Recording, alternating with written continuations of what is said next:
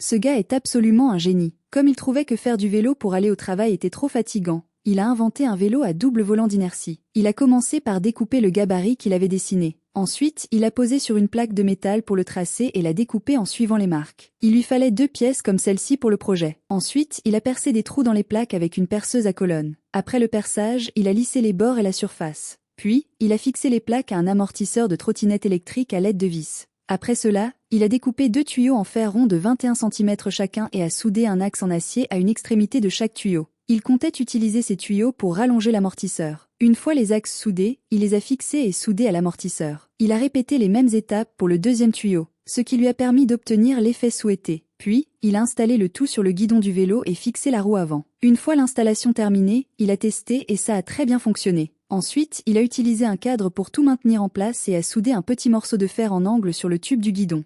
Après cela, il a ajouté un trépied à roulette de vélo à côté, en l'alignant correctement et en le fixant au cadre. Il a ensuite pris un morceau de tube de cadre provenant d'un autre vélo, l'a placé entre le guidon et le trépied, puis l'a découpé à la bonne. Il a inséré une extrémité du trépied dans le tube et l'a enfoncé avec un marteau pour qu'elle soit bien serrée.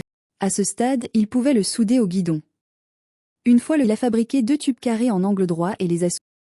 En voyant le volant d'inertie d'un tracteur, une idée audacieuse lui est venue. Finalement, il a installé le câble de frein et soudé un porte-bagages. À ce stade, son vélo à volant d'inertie fait à partir de pièces de récupération était terminé. Le volant d'inertie de ce vélo a un centre de gravité stable au milieu, et grâce à quelques poulies, il faut beaucoup moins d'efforts pour pédaler. Il était impatient de l'essayer. On le voit pédaler facilement, le vélo fonce en avant et il a aussi un look unique. Le meilleur, c'est que l'élan du volant d'inertie permet d'économiser beaucoup d'énergie. Alors, que pensez-vous de son idée? Sur 10, combien de points lui donneriez-vous?